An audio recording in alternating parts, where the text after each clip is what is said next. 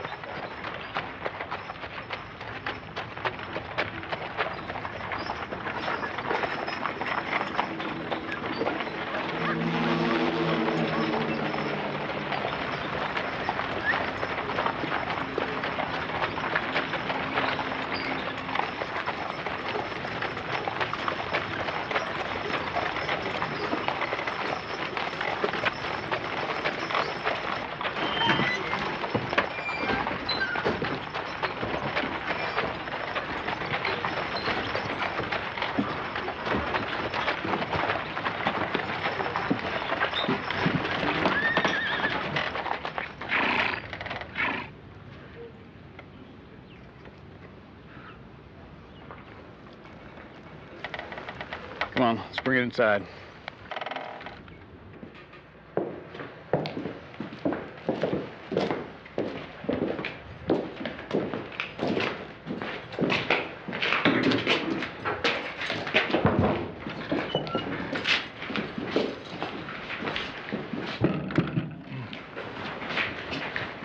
Start's on his way. Be here any minute, Sheriff. I want to see it. Let's wait for the doc. Here, come have a look at this. Sheriff, if you don't mind.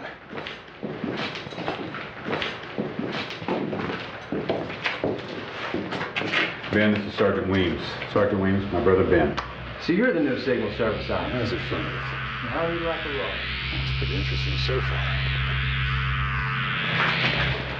I wouldn't do that if I were you, Mr. Mayor. Not with my bare hand, anyway. Am I the only one who can hear that? We all hear it. You mind handing me a watch for a moment? My watch? Well, if you don't mind.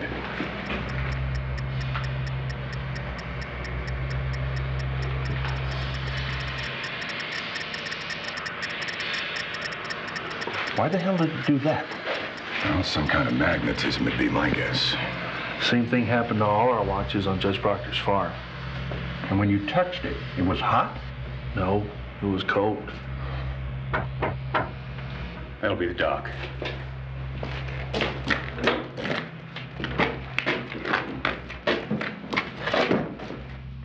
You must be Sergeant Weems. Indeed I am. Pleasure, Sergeant. Henry Stark. Pleasure's mine.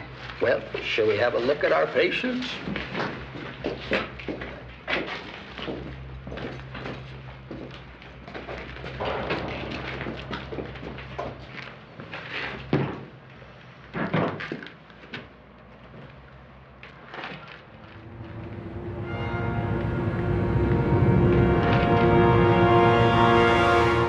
God in heaven above. We thought it was dead when we found it. Damn thing's barely breathing. Didn't even notice it at first. I noticed it. Who could that be? Yeah, probably somebody who's already heard the gossip. People are already talking. Let me handle it.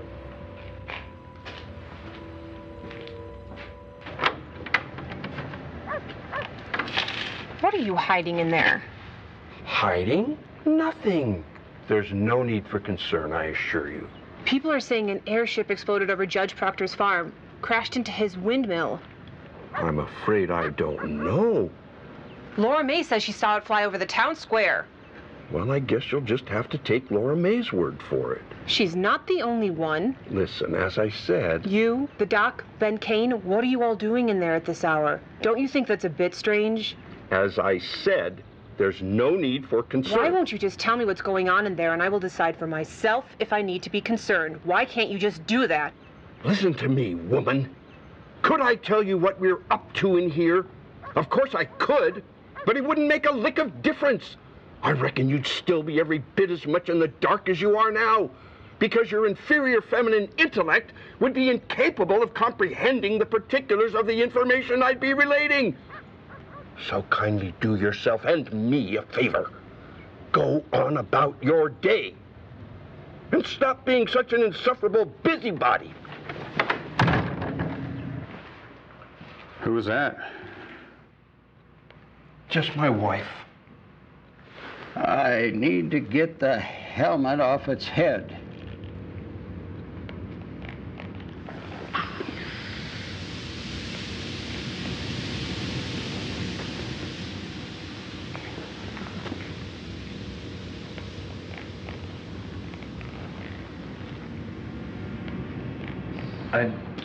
I don't understand. What is this? Is this some kind of joke? I thought he was going to be some kind of spaceman. Who says he ain't? He looks just like us. So what? He came in on a flying ship. Look at how he's dressed. Where the hell do you think he comes from? Where do you think he comes from? The moon? Mars. Mars? I don't suppose you gentlemen ever heard of a man named Percival Lowell. Who's he? Percival Lowell is an astronomer. Astronomy happens to be a hobby of mine. Using high-powered telescopes, Lowell claims to have observed a system of canals on the surface of Mars. Not naturally occurring phenomena, but man-made, which he believes indicates the presence of an agrarian society, one possessing a knowledge of science and engineering. An advanced society on Mars. He wrote a book about it. It's quite fascinating. Even if your Mr. Lowell's assertions are correct, it's quite a leap to go from being able to build a system of canals to building an airship that can fly here from Mars. Well, I'll grant you that, Sheriff. But I know of no one on this Earth capable of building a conveyance such as the one this man was piloting. Do you? He doesn't appear to have any severe trauma to the head. Which one of them? Yeah. I've heard stronger and steadier, but I think he'll live. And those wounds. Those ain't from a crash. Some animal did that. That's what I reckon, too. Problem is, there weren't any tracks. Well, how's that possible? You should have been able to see them as plain as day. An animal big enough to do that, there would have to be tracks. There's no other way around it. Any animal that attacked him after he crashed. What do you mean? What if something else was on that airship with him? Well, then it would have died in the crash, right? Well, he didn't, did he? Now, wait a minute, Sheriff. Are you trying to tell me... I'm not trying to tell you anything because I don't know. But I wanted Ben to be here because he's the best hunter in town. There's even a ghost of a chance that something else hadn't been on that airship with him, something that might have survived out there somewhere. Well, then we need to find it before it hurts somebody else. I need to get this jacket off so I can bandage and suture his wounds. If you really think there's something on the loose out there, then we need to leave the doc to do his work and stop burning daylight. We need to head out there and find this thing before nightfall. What if you don't? There's a storm coming tonight. Bad one.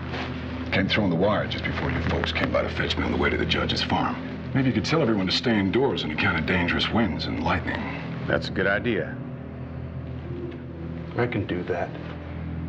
Well, I'm gonna head home, fetch my hounds, and my buffalo gun. Will, you better come with us. I'm afraid I wouldn't be much good to you on the hunt, Sheriff. Too much walking. Indian shot the damn horse out from under me. Gave me this gimp leg. I reckon somebody should keep an eye on our guests, so if you don't mind, I think I'll just stay here and, mind the fort, so to speak. Agreed. Once Doc's done patching him up, you two put him in the cell. If he wakes up and starts behaving obstreperously, lock his ass in there. No problem, Sheriff.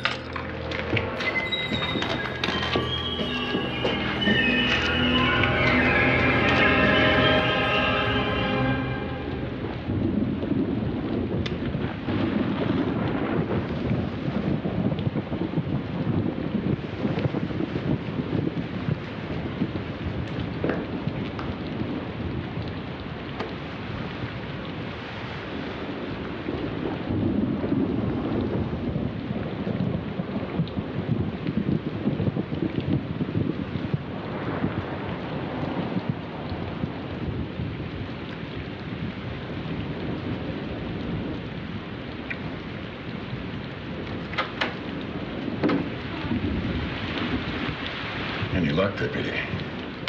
Afraid not. Dogs picked up a scent over by the crash site. Led us all over the area trying to track it.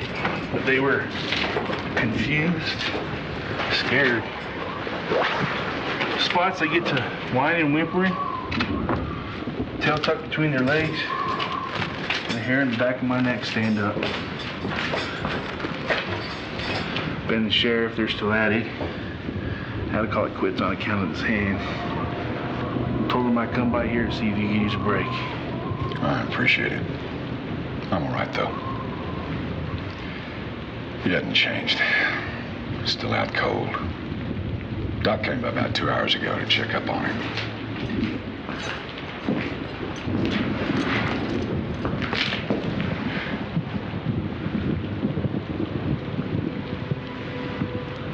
You really think he's from Mars? Damned if I know.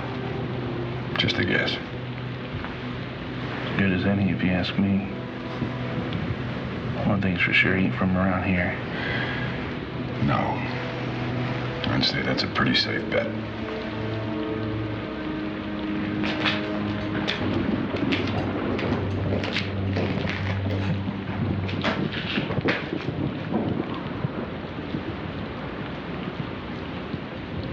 Got a lady back home, Sarge, back where you come from?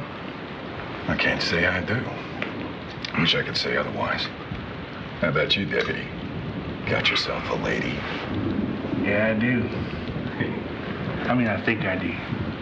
Hell, I hope I do. Not sure. I guess not. I'm not sure. I reckon I'm about to find out. How so? Did you prove this yourself? You see, when I was a kid, there was a girl here in town, Vanessa. And she was the kindest, most beautiful girl I'd ever seen. Long flowing red hair, big green eyes. When we was 14, her family moved her all the way across the country, Chicago, Illinois. Big city, huh? Yes, sir. I ain't never been to a big city like that. Vanessa and I, we got to writing letters. Once a month, every month. Sometimes I wrote more than one. Most of it was silly, I reckon. Poetry and the like. Me coming across some kind of romantic trying to. That'll work. Vanessa, she never did get married. Never got engaged. She'd been asking me to come visit her ever since that first letter. I'm finally gonna do it. All the way to Chicago? Yes, sir. I leave by train tomorrow. And if things go the way I hope they do, I may never come back. What you gonna do up there for work? Not sure. Big city like that, I reckon I'd find something respectable before too long. America? You speak English? Your wounds. What did that to you? How is it you speak our language?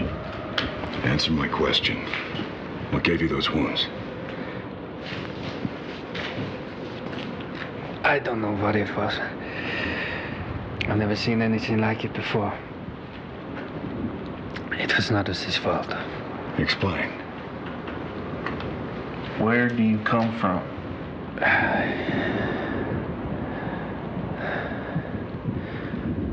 Please, what year is this?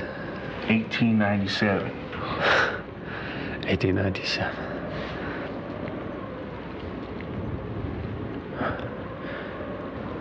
What did that to you? I am Hauptmann Otto Krieger. I am a test pilot and engineer for the German Luftwaffe. Nearly 50 years from now. What do you mean 50 years from now? That thing that attacked you, Hauptmann Krieger. What was it?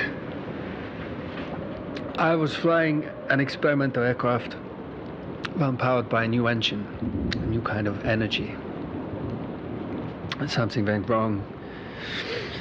There was a surge of power, an explosion of light and a sound like the crack of thunder. I found myself flying over a strange landscape. Such things no human eyes have ever seen. I found a clearing, landed my craft. I had to assess for any damage. I tried to figure out what had gone wrong.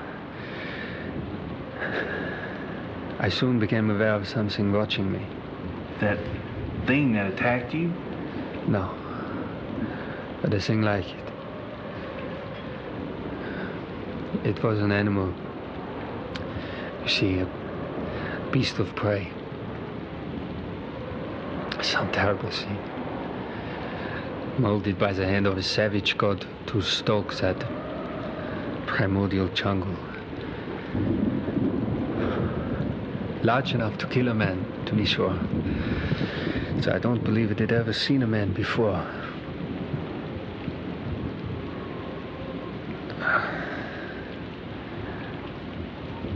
It was studying me, I think. You know, my actions, my behavior. Planning its attack. Waiting for the right moment to pounce. The way it looked at me. Before it could strike, I drew my pistol and emptied the magazine.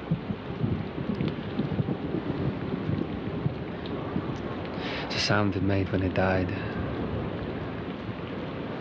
It didn't sound like an animal. It sounded like a scream.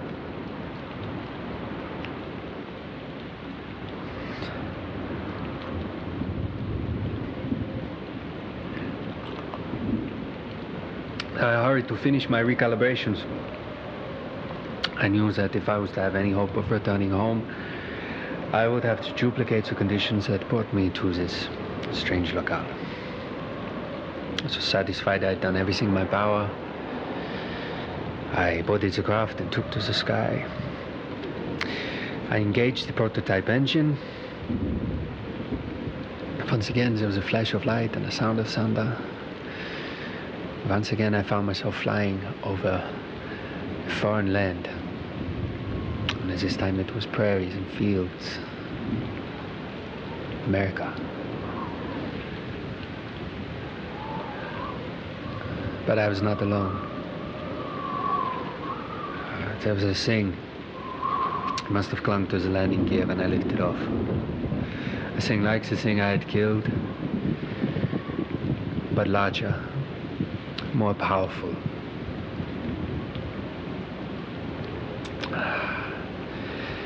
It was frightened by the sensation of flying, I think. That may be the only thing that saved my life. When it attacked me, the controls were damaged. The ship struck something just as I was able to eject. For a few moments, the creature clung to me, clawed at me. But then it lost its grip, and I watched it plummet into the brush below.